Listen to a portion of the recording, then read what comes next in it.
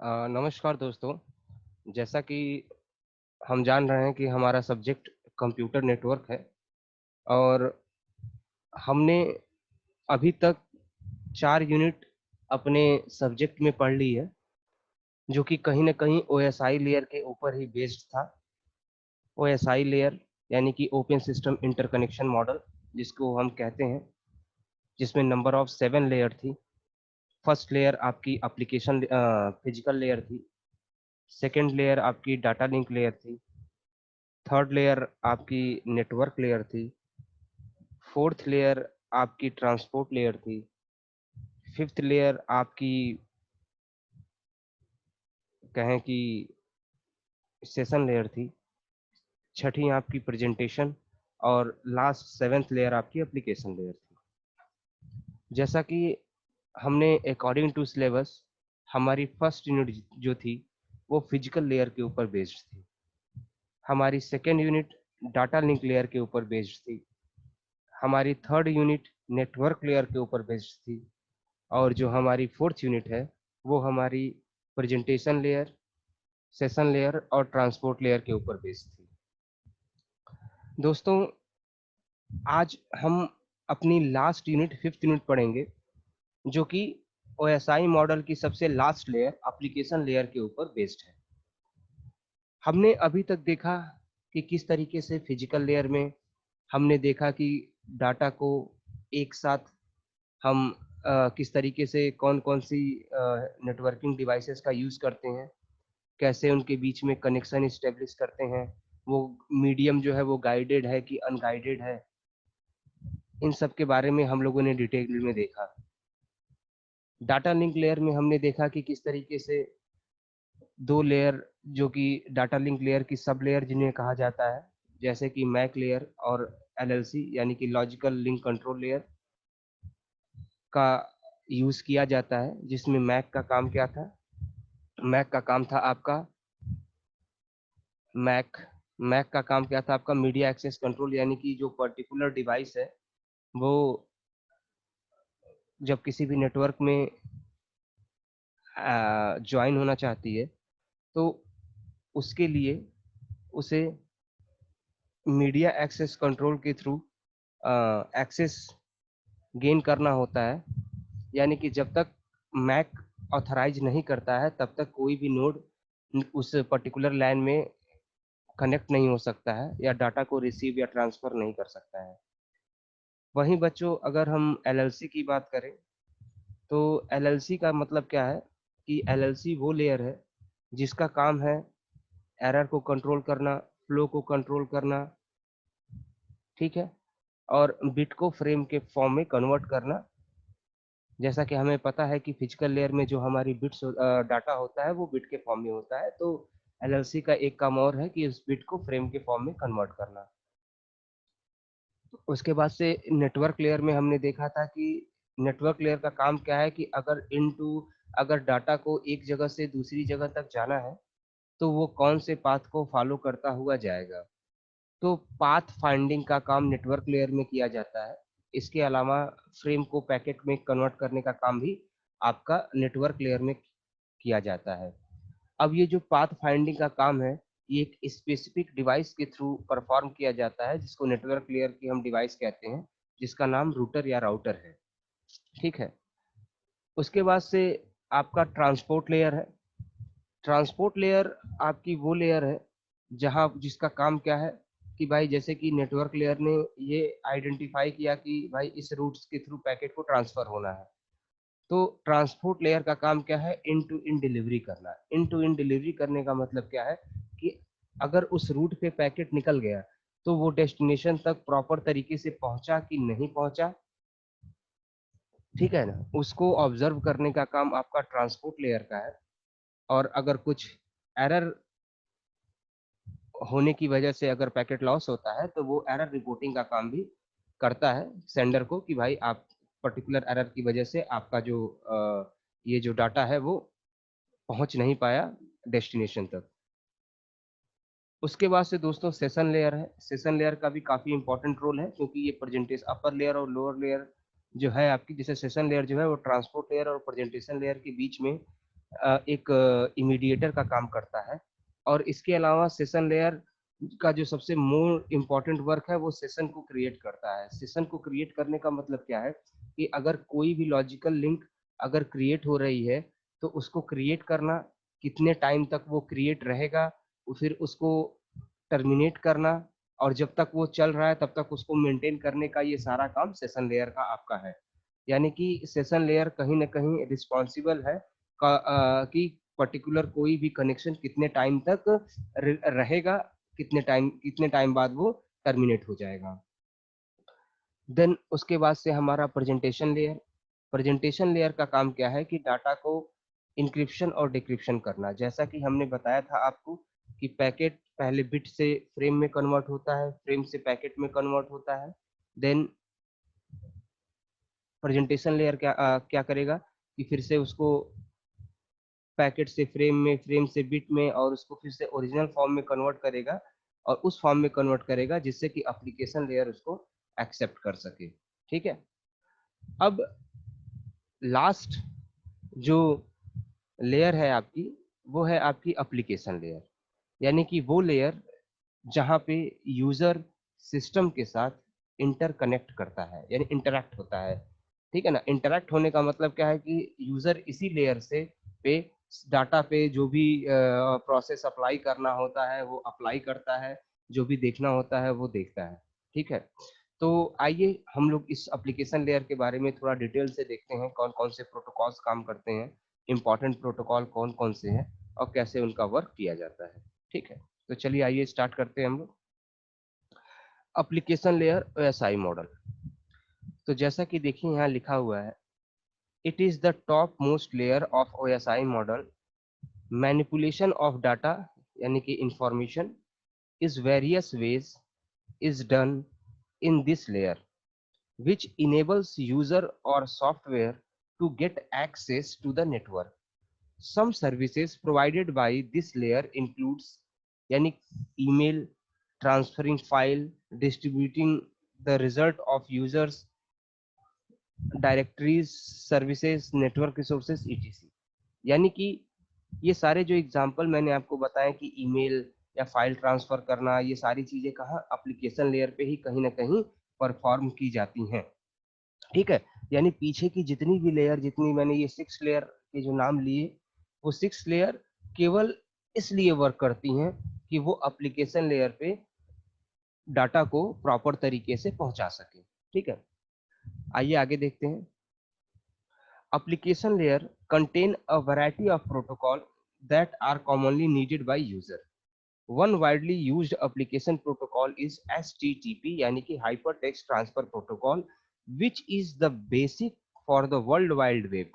When a browser want a web page, it send the name of the page it want to the server using HTTP. The server then send the page back. तो यहाँ पे जो application layer में ये जो para लिखा हुआ है, इस पैरे के कहने का मतलब क्या है कि एप्लीकेशन लेयर का एक मोस्ट इंपॉर्टेंट प्रोटोकॉल जो है वो एचटीटीपी है, यानी कि हाइपर टेक्स्ट ट्रांसफर प्रोटोकॉल। बच्चों मैं एक चीज आपको क्लियर कर दे रहा हूँ कि आज की डेट में एचटीटीपी का यूज न होके यूज होता है एचटीटीपी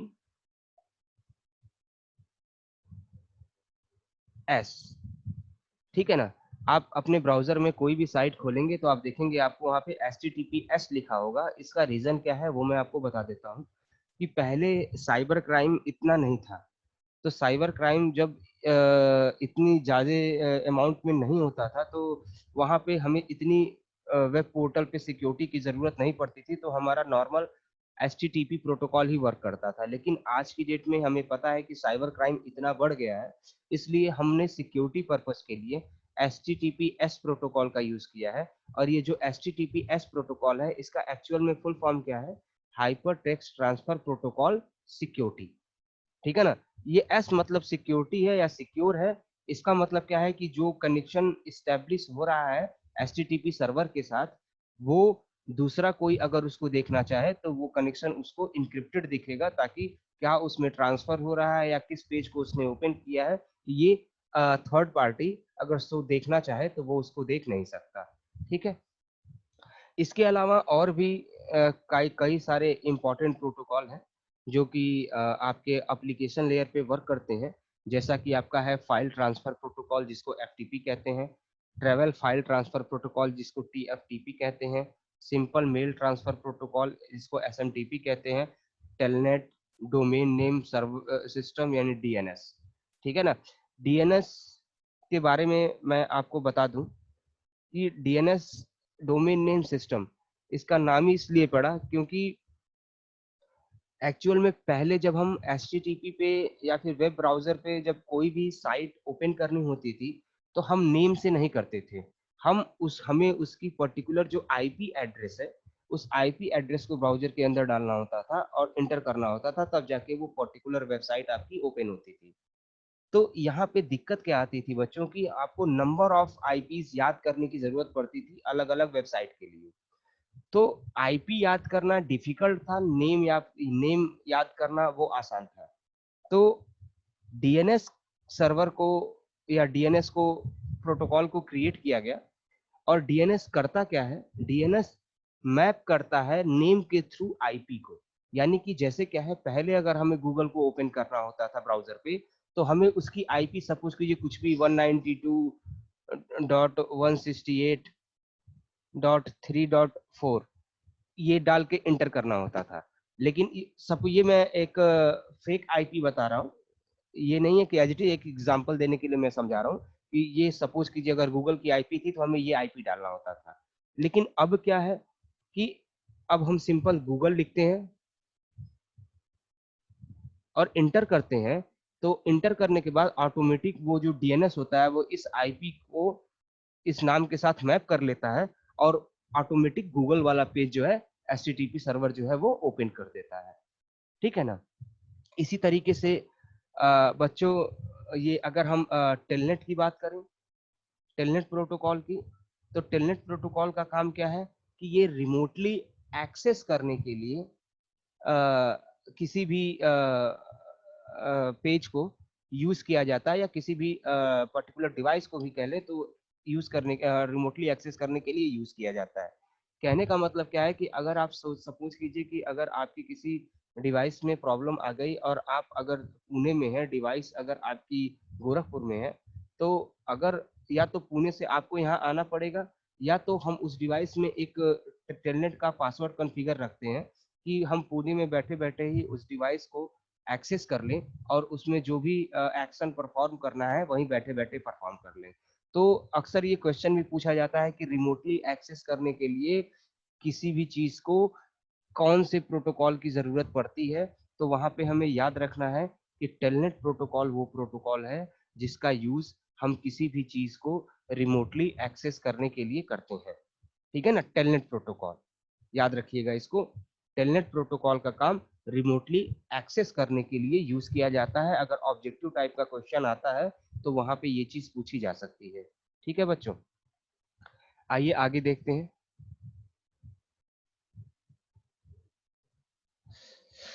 तो यहाँ पे देखिए एप्लीकेशन लेयर के बारे में थोड़ा सा डिटेल में बताया गया है। और it is the top most layer of the internet model.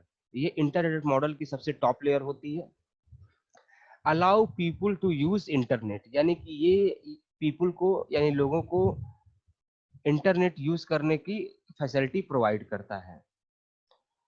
Position of application layer की बात करें तो जैसे कि आप देख रहे हैं, पहले आपका यूजर है। यूजर जो इंटरेक्ट करेगा वो किससे इंटरेक्ट कर रहा है, आपका एप्लीकेशन लेयर से। ठीक है ना। आगे थोड़ा सा और नीचे करके देख लेते हैं।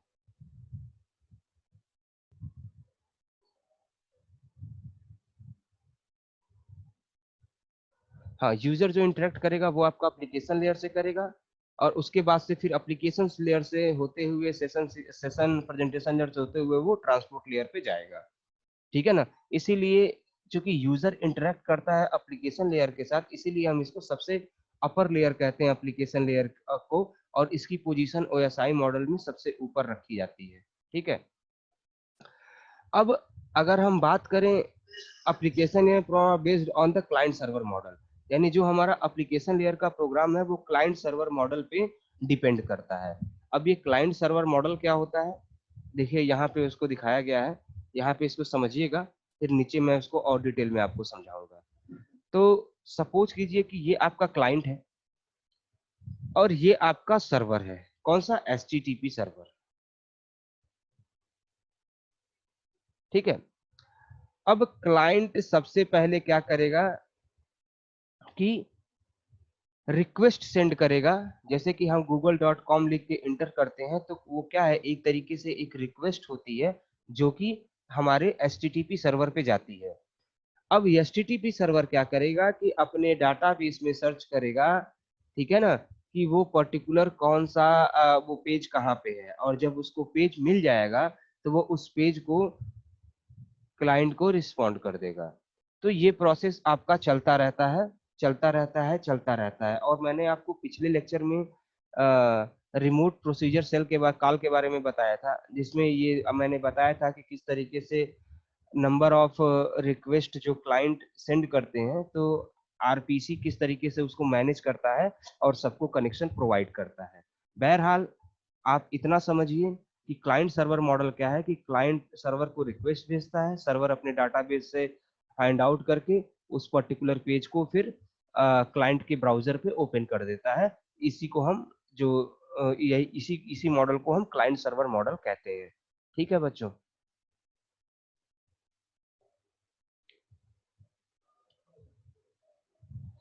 अब देखिए, ये कुछ application of the application layer. Application layer के कौन कौन से एप्लीकेशंस यूज होते हैं? तो एप्लीकेशन लेयर में हम लोग इलेक्ट्रॉनिक मेल को भेजते हैं। एक इलेक्ट्रॉनिक मेल जो है वो आपका एप्लीकेशन लेयर के अंदर आता है। एक यूजर नेट आता है।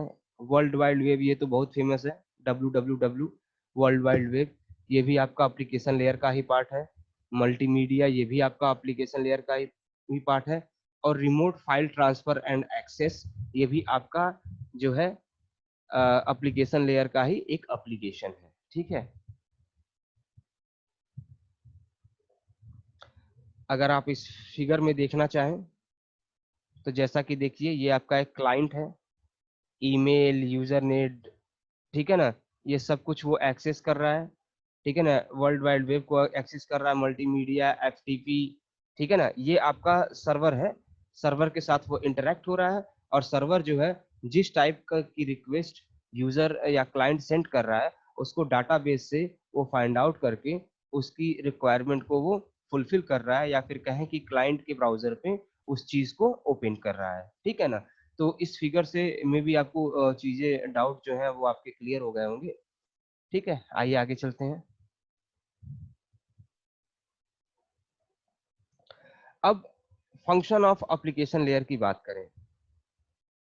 फंक्शन ऑफ एप्लीकेशन लेयर, तो एप्लीकेशन लेयर के अगर हम फंक्शन की बात कर रहे हैं तो सबसे पहला तो मेल सर्विसेज है।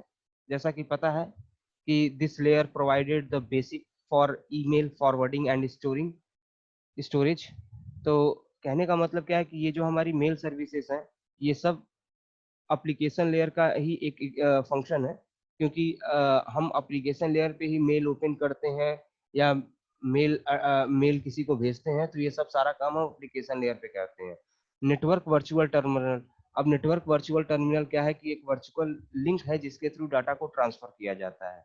जैसा कि देखिए लिखा हुआ है, it allow a user to log on to a remote host, the application create software emulation of a terminal at the remote host।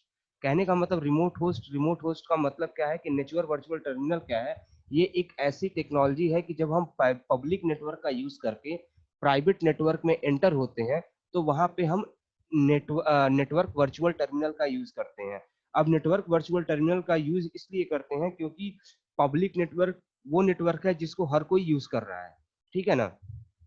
और जब पब्लिक नेटवर्क को हर कोई यूज कर रहा है, तो इसका मतलब क्या है कि वो उस पे साइबर अटैक होने की पॉसिबिलिटीज भी सबसे ज्यादा है। अब आप सपोज कीजिए कि आप रेलवे स्टेशन पे बैठे हुए हैं, और आपने रेलवे के वाईफाई से अपने सिस्टम को कनेक्ट किया, और उसके थ्रू आप अपने ऑर्गेनाइजेशन के किसी डाटाबेस को एक्सेस करना चाहते हैं जो कि सेंसिबल है। तो चूंकि वो जो आपका नेटवर्क है रेलवे स्टेशन पे लगा हुआ, वो तो पब्लिक नेटवर्क है, लेकिन जो आपका जिस ऑर्गेनाइजेशन से आप डाटा लेना चाहते हैं, वो आपका एक प्राइवेट नेटवर्क है। तो अब हर कोई तो डायरेक्ट किसी भी नेटवर्क से उसको एक्सेस कर नहीं सकता है, तो जो कंपनी का बंदा होता है उसको एक यूजर आईडी पासवर्ड प्रोवाइड होता है कि जब भी वो रिमोटली उस डाटाबेस को एक्सेस करने की कोशिश करेगा, तो एक वीपीएन जो है, यानी कि एनवीपी या जो नेटवर्क वर्चुअल टर्मिनल जो है, वो एक वर्चुअल लिंक क्रिएट करेगा उस पर्टिकुलर डाटाबेस से उस पर्टिकुलर क्लाइंट के ब्राउजर तक। ठीक है, और वो जो लिंक क्रिएट होगा वो पूरी तरीके से इंक्रिप्टेड और सिक्योर होगा, ताकि जो पर्टिकुलर जो भी पर्सन है जो कि डाटाबेस को एक्सेस कर रहा है, अगर वो उस डाटा को यूज करे तो उस पे और थर्ड पार्टी अगर उसको देखना भी चाहे तो वो उसको ऑब्जर्व या देख ना सके या फिर डाटा को कॉपी ना कर सके। ठीक है, तो इसके लिए हमारा नेटवर्क वर्चुअल टर्मिनल का यूज किया जाता है। डायरेक्टरी सर्विसेज, जैसा कि लिखा हुआ है कि this layer provide access for global information about various services, यानी कि एप्लीकेशन लेयर के थ्रू हम किसी भी ग्लोबल इंफॉर्मेशन को अगर आइडेंटिफाई करना चाहे तो हम आसानी से कर सकते हैं। इसके बाद अगला है हमारा फोर्थ, फाइल ट्रांसफर या एक्सेस एंड मैनेजमेंट, यानी FTAM। ठीक है, तो FTAM की बात करें तो जैसा कि देखिए लिखा हुआ है, एक सेकंड मुझे थोड़ा नीचे करने दीजिए।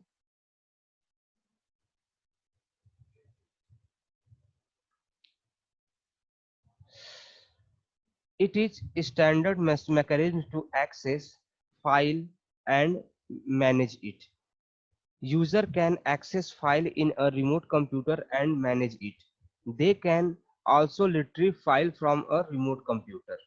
ठीक है ना, यानी फाइल ट्रांसफर या एक्सेस एंड मैनेजमेंट जो आपका ये प्रोटोकॉल है, ये काम क्या कर रहा है कि रिमोटली किसी भी डाटाबेस को एक्सेस करके उसमें कुछ भी चेंज करना चाहे तो वो उसमें चेंज कर सकता है, या फाइल को कॉपी करना चाहे तो फाइल को कॉपी कर सकता है। अब देखिए, एक चीज है कि आप डाटाबेस के अंदर गए और आपको जो चीजें देखनी थी आपने देखा, जो कॉपी करना था कॉपी किया, लेकिन आप उसमें कुछ भी चेंज नहीं कर सकते। लेकिन एक कंडीशन ये है कि आप कहीं भी बैठ के अपने डाटाबेस को रिमोटली एक्सेस कर रहे हैं और उसमें जो भी चेंजमेंट करना है वो चेंज आप उस पर अप्लाई कर रहे हैं। ठीक है, तो इन दोनों बातों में फर्क है। तो इसलिए यहाँ पे जो फाइल ट्रांसफर प्रोटोकॉल है, ये अगर फाइल में कुछ चेंजेस करने हैं तो वहां पे हम इस फाइल ट्रांसफर प्रोटोकॉल का यूज करते हैं। जैसा कि देखिए आपको यहाँ पे ये फिगर बना हुआ है, इस फिगर के थ्रू जैसे कि डाटा फ्रॉम यूजर से वो एप्लीकेशन लेयर और फिर वो प्रेजेंटेशन लेयर पे जा रहा है, और फिर प्रेजेंटेशन लेयर से एप्लीकेशन लेयर और फिर यूजर के पास आ रहा है। तो ये एक फॉर्मेट है कि मैंने अगर डाटा भेज रहा है तो वो एप्लीकेशन से प्रेजेंटेशन लेयर होते हुए जा रहा है, और जब डाटा आ रहा है तो वो प्रेजेंटेशन लेयर से एप्लीकेशन लेयर से होते हुए यूजर के पास दोबारा आ रहा है। ठीक है, अब डिजाइन इशू कौन कौन से हैं एप्लीकेशन लेयर में। तो डिजाइन इशू की बात करें तो आपका pattern language for application level communication protocols, यानी कि एप्लीकेशन लेवल पे कौन कौन कौन से प्रोटोकॉल वर्क करेंगे उनको, ताकि कम्युनिकेशन क्या कहते हैं अच्छे से स्टैब्लिश हो सके। तो इसके लिए हम कहीं ना कहीं आपका यूज करते हैं।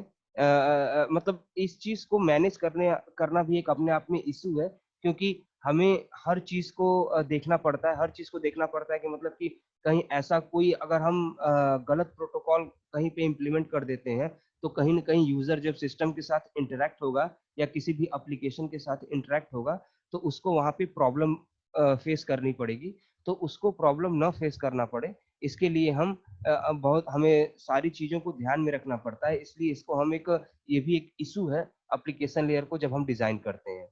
सर्विसेज को डिजाइन करना ये भी एक अपना इशू है कि कौन कौन सी सर्विसेज हम वहां पे डिजाइन करेंगे। और pattern of enterprise application architecture, यानी अगर कोई इंटरप्राइज का एप्लीकेशन आर्किटेक्चर है तो उसको किस तरीके से बनाना है, ठीक है ना, उसमें कौन कौन से प्रोटोकॉल वर्क करने हैं, ये भी आपका एक क्या कहते हैं कि एक डिजाइन इशू है। पैटर्न ओरिएंटेड सॉफ्टवेयर आर्किटेक्चर, यानी कि according to pattern software architecture उसका क्या क्या होगा, उसको भी मैनेज करना ये भी एक इशू है। यानी कि ये सारे पॉइंट्स, ये जो 4 पॉइंट्स आपके लिखे हुए हैं, ये वो प्रॉब्लम्स हैं जो जब हम एप्लीकेशन लेयर को डिजाइन करते हैं तो ये ऑकर होती हैं, और इन्हीं को फाइंड आउट करते हैं तो हमारा एप्लीकेशन लेयर जो है वो सही तरीके से वर्क करता है। ठीक है बच्चों, अब एप्लीकेशन लेयर प्रोटोकॉल्स, यानी एप्लीकेशन लेयर में कौन कौन से प्रोटोकॉल वर्क करते हैं, ठीक है। तो आइए देखा जाए।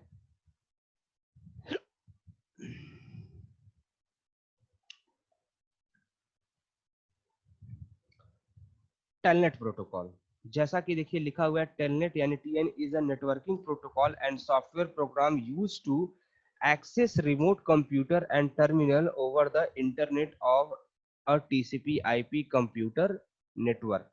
तो जैसा कि मैंने आपको पहले भी बताया था, ऊपर जब हम एप्लीकेशन लेयर के में कौन कौन से प्रोटोकॉल यूज होते हैं उसके बारे में जब हम डिस्कस कर रहे थे, तो मैंने उस समय भी आपको बताया था कि टेलनेट जो है ये एक ऐसा प्रोटोकॉल है जिसका यूज हम रिमोटली एक्सेस करने के लिए चीजों को करते हैं, चाहे वो डिवाइस हो, चाहे वो कोई क्लाउड बैकअप हो, या फिर कोई अ, और जैसे कोई सॉफ्टवेयर हो।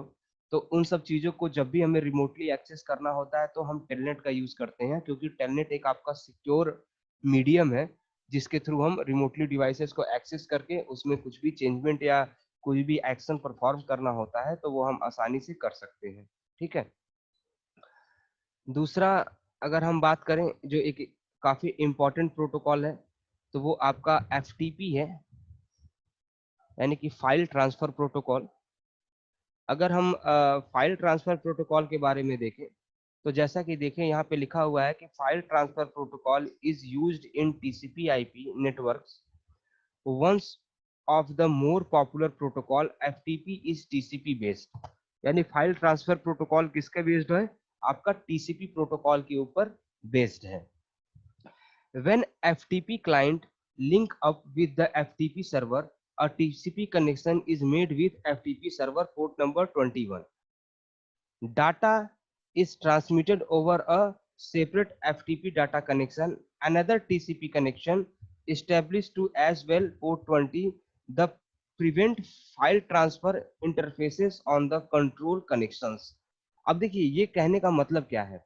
सबसे पहली चीज जो ये डिफिनीशन लिखी हुई है, इसमें दो बातें आपको ध्यान से समझने की जरूरत है। अब वो दो बातें कौन कौन सी हैं? सबसे पहले तो जो ये आपका एफटीपी यानी कि फाइल ट्रांसफर प्रोटोकॉल है, ये किसके साथ वर्क करता है? ये आपका टीसीपी के साथ वर्क करता है। किसके साथ वर्क कर रहा है? टीसीपी के साथ, ठीक है ना। और टीसीपी के साथ, जैसा कि हमने टीसीपी के बारे में देखा था कि टीसीपी एक कनेक्शन ओरिएंटेड प्रोटोकॉल है। कनेक्शन ओरिएंटेड प्रोटोकॉल का मतलब क्या होता है कि डाटा ट्रांसफर होने से पहले ही कनेक्शन इस्टेब्लिश करना, यानी कि रूट को कनेक्शन जब इस्टेब्लिश हो जाता है देन आफ्टर डाटा ट्रांसफर होता है, तो इसको हम कनेक्शन ओरिएंटेड कहते हैं। तो एफटीपी जब डाटा को ट्रांसफर करने के ऊपर आता है तो वो सॉरी टीसीपी में जब डाटा ट्रांसफर होना होता है तो कहीं ना कहीं एप्लीकेशन लेयर तक जाने के लिए वो एफटीपी प्रोटोकॉल का यूज करता है, क्योंकि हमें पता है टीसीपी जो है वो लोअर लेयर का प्रोटोकॉल है। तो एफटीपी के साथ जब वो क्या कहते हैं कि मिल के जब वो कनेक्शन को एस्टेब्लिश करता है डाटा ट्रांसफर करने के लिए, तो वो दो पोर्ट का यूज करता है। ये भी एक इम्पॉर्टेंट क्वेश्चन है, पूछा जाता है कि वो दो डाटा को ट्रांसफर करने के लिए जो पोर्ट नंबर यूज किया जाता है वो पोर्ट नंबर है आपका 21। 21 किसके लिए यूज किया जा रहा है? डाटा को ट्रांसफर करने के लिए। तो डाटा को ट्रांसफर करने के लिए जो पोर्ट यूज हो रहा है उस पोर्ट को हम 21 कहते हैं, ठीक है ना। यानी कि अगर दो डिवाइसेस के बीच में डाटा ट्रांसफर हो रहा है तो वहां पे पोर्ट नंबर 21 यूज हो रहा है। और अगर कंट्रोल करने की बात करें कनेक्शन को, तो वो दूसरे पोर्ट यानी पोर्ट नंबर 20 के थ्रू उसको कंट्रोल किया जाता है, ठीक है ना। यानी दो पोर्ट है, एक है आपका पोर्ट 21 और एक है आपका पोर्ट 20। तो 21 का यूज किस लिए हम कर रहे हैं? डाटा को ट्रांसफर करने के लिए, ठीक है ना। और 20 का यूज किस लिए कर रहे हैं? ये हम कर रहे हैं लिंक को कंट्रोल करने के लिए, कंट्रोल कंट्रोल करने के लिए, ठीक है ना। तो ये अक्सर पूछा जाता है कि एफटीपी में कौन कौन से पोर्ट का यूज किया जाता है, तो हम वहां पे कहेंगे कि वहां पे दो पोर्ट का यूज करते हैं, पोर्ट 21 डाटा ट्रांसफर करने के लिए और पोर्ट 20 कंट्रोल करने के लिए, ठीक है। आइए इसी चीज को डिटेल में और नीचे दिया हुआ है समझने की कोशिश करते हैं।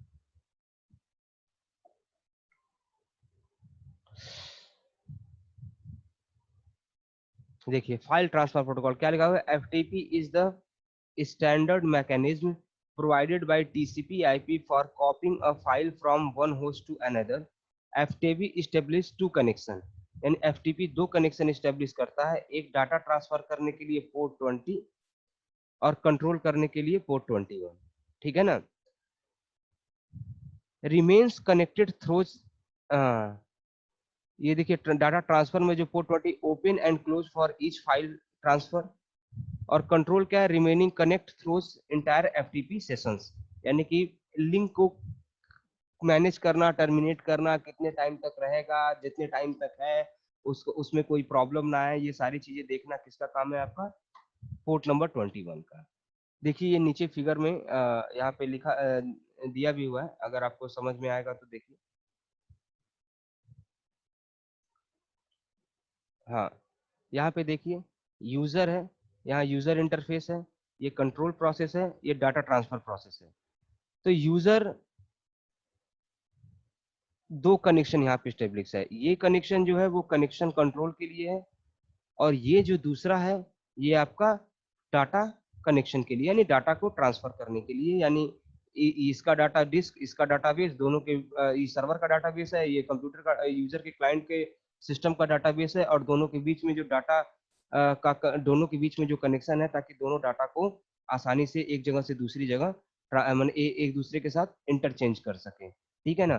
तो बहरहाल आपको समझने की जरूरत क्या है कि आपको ये चीज याद रखनी है कि जो आपका क्या कहते हैं फाइल ट्रांसफर प्रोटोकॉल प्रोटोकॉल यानी कि एफटीपी है, वो दो पोर्ट का यूज करता है, एक पोर्ट का यूज करता है वो डाटा को ट्रांसफर करने के लिए, और दूसरे पोर्ट का यूज करता है वो डाटा को कनेक्शन को कंट्रोल करने के लिए, ठीक है। हाँ, जैसे देखिए यहाँ पे थोड़ा सा कुछ पॉइंट लिखा हुआ है, what is the control connection. तो जैसा कि देखिए यहाँ लिखा हुआ है, for sending control information like user identification, password, command to change the remote directory, command to retrieve and store file, ETC FTP make use of control connection. The control connection is initially on the port number 21। ये याद करिए, ये याद रखिएगा कि अगर पूछा जाए कि कनेक्शन कंट्रोल करने के लिए किस पोर्ट नंबर का यूज होता है, तो आप बताएंगे कि कनेक्शन टीसीपी एफटीपी में, तो आपको ये बताना पड़ेगा कि कनेक्शन कंट्रोल करने के लिए पोर्ट नंबर 21 का यूज होता है एफटीपी में, ठीक है ना। वहीं डाटा कनेक्शन की बात करें तो जैसा कि लिखा है, for sending the actual file FTP make use of data connection, और data connection is initiated on port number 20। और डाटा कनेक्शन किस पोर्ट नंबर के थ्रू कनेक्ट होता है, वो होता है पोर्ट नंबर 20 के थ्रू। और एफटीटी सेशन की अगर हम बात करें तो जैसा कि यहाँ लिखा हुआ है कि when a FTP session is started between a client and server, the client initiate a control TCP connection with the server side, the client send control information over this, when the server receive this it initiates initiates a data connection of the client side. Only one file can be sent over one data connection, but the control connection remain active throughput the user session. As we know, http is stateless, that is it does not have to keep track of any user state, but FTT need to maintain a state about its user throughput the session। कहने का मतलब क्या है कि देखिए FTT session की बात करें तो सबसे पहले सेशन क्या है, सेशन वो चीज है कि कितनी देर तक वो कनेक्शन वहां पे स्टेब्लिश है। तो कहने का मतलब क्या है कि जब एक बार एफटीटी सेशन क्रिएट हो गया तो डाटा आप ट्रांसफर कर रहे हैं, एक टाइम में एक डाटा ट्रांसफर कर रहे हैं, उसके बाद से आपका डाटा कनेक्शन क्लोज पड़ा हुआ है, लेकिन आपका जो कंट्रोल कनेक्शन है वो वैसे ही स्टेब्लिश रहेगा, ताकि जब दोबारा से डाटा सेंड करना हो तो आप आसानी से दोबारा से डाटा सेंड कर सके। तो ये 3 पॉइंट है, ये 3 पॉइंट मैंने अभी ऊपर फिगर के ही हैं जो कि मैंने आपको समझाया है। होप सो आपको ये चीज समझ में आई हो। इसके बाद से दोस्तों ये देखिए यहाँ पे एफटीपी फाइल ट्रांसफर प्रोटोकॉल के बारे में देखिए, यहाँ पे थोड़ा सा और डिटेल में बनाया गया है कि वही चीज, ये डिस्क है, यहाँ पे ये डिस्क है, ये सर्वर साइड का डिस्क है, ये क्लाइंट साइड का डिस्क है, ये यूजर है, यूजर इंटरफेस के थ्रू वो कनेक्टेड है, और एक आपका कंट्रोल कनेक्शन है जो कि सेशन को कंट्रोल करता है, और एक आपका डाटा कनेक्शन है जिसका यूज करके ओरिजिनल डाटा को हम ट्रांसफर करते हैं, ठीक है बच्चों, यानी हम यहाँ इसका यूज करके क्या कर रहे हैं कि हम ओरिजिनल डाटा को ट्रांसफर कर रहे हैं।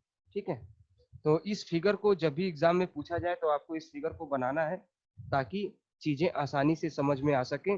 और आप कुछ भी लिखते हैं, लेकिन लिखने के बाद अगर आप फिगर बना के उसको एक्सप्लेन करते हैं तो वो ज़्यादा बेटर है किसी दूसरे को समझाने के लिए। ठीक है,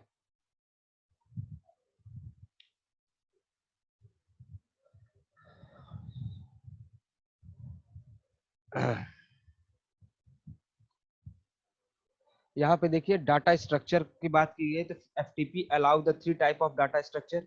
डाटा स्ट्रक्चर क्या होता है ये तो आपको पता ही है कि डाटा का स्ट्रक्चर कहने का मतलब क्या है कि वो डाटा स्ट्रक्चर की अगर हम बात करें तो डाटा किस तरीके से ऑर्गेनाइज किया गया है किसी भी क्या कहते हैं कि स्टोरेज एरिया में डाटा को किस तरीके से ऑर्गेनाइज किया गया है, तो ये आपका डाटा स्ट्रक्चर कहलाता है। जैसा कि हम लोगों ने सेकेंड ईयर में पढ़ा है कि डाटा स्ट्रक्चर के कई सारे तरीके हैं, हम एरे का भी यूज करते हैं, हम लूप का भी यूज करते हैं, तो सब तरीके हैं डाटा को मैनेज करने के। तो जैसे यहाँ पे देखिए लिखा हुआ है फाइल स्ट्रक्चर, यानी अगर डाटा आपका फाइल स्ट्रक्चर में है, यानी फाइल स्ट्रक्चर का मतलब क्या है कि सिंपल एक फाइल जिसके अंदर कुछ किसी एक चीज से रिलेटेड डाटा हो।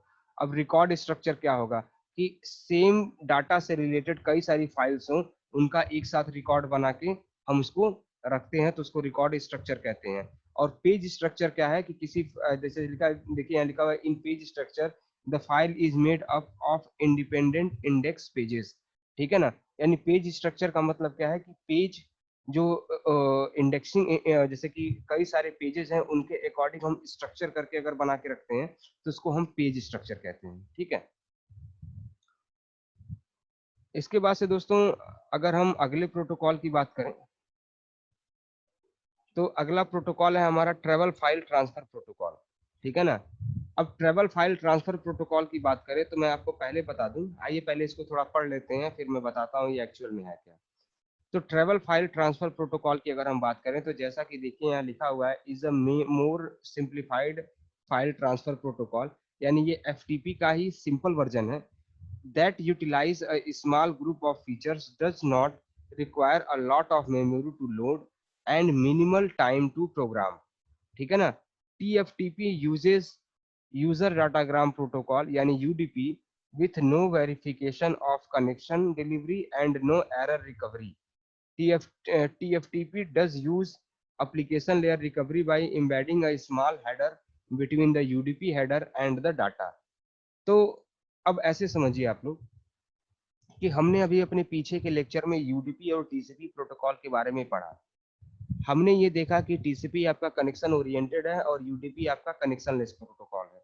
कनेक्शन लेस का मतलब क्या है कि इसमें कोई भी डाटा का ट्रांसफर होने की कोई एससीओटी नहीं होती है, यानी कि ना इसमें एरर कंट्रोल है, ना एक्नॉलेजमेंट सिस्टम है, ना ही फ्लो कंट्रोल है।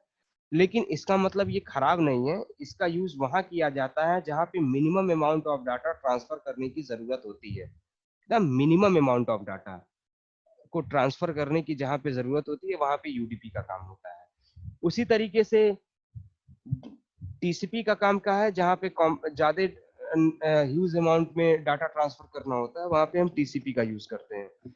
तो टीसीपी और एफटीपी भी हमने देखा कि आपका एफटीपी प्रोटोकॉल के बारे में जब हमने देखा तो एफटीपी में भी देखा कि हम लोग किस तरीके से वो सिक्योर तरीके से डाटा को ट्रांसफर करवा रहा है टीसीपी के साथ मिलकर।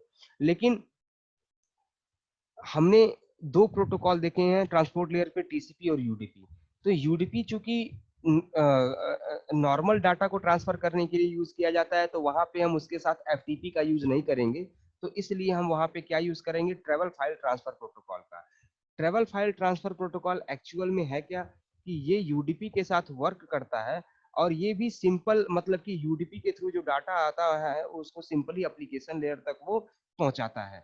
ठीक है ना, इसमें कहीं भी एरर करेक्शन, फ्लो कंट्रोल, ये सारी चीजें आपकी यहाँ पे नहीं होती है। ठीक है, तो दोस्तों ये हमारा आज का लेक्चर था जिसमें मैंने एप्लीकेशन लेयर के बारे में बताया। होप सो आप लोगों को ये चीज समझ में आई होगी कि एप्लीकेशन लेयर किस तरीके से वर्क करता है, कैसे काम करता है और कैसे इसमें नंबर ऑफ प्रोटोकॉल्स यूज होते हैं। एक चीज जान लीजिए, याद रखिएगा, टीसीपी हमेशा एफटीपी के साथ वर्क करता है और यूडीपी हमेशा टीएफटीपी के साथ वर्क करता है, ठीक है ना। टीएफटीपी और UDP normal amount of data के लिए यूज होते हैं, और अगर एफटीपी की बात करें और टीसीपी की बात करें तो वो ह्यूज अमाउंट ऑफ डाटा के लिए यूज होते हैं। ठीक है दोस्तों, तो होप सो आप लोग को समझ में आया होगा आज का टॉपिक। आज के लिए इतना ही। Thank you very much.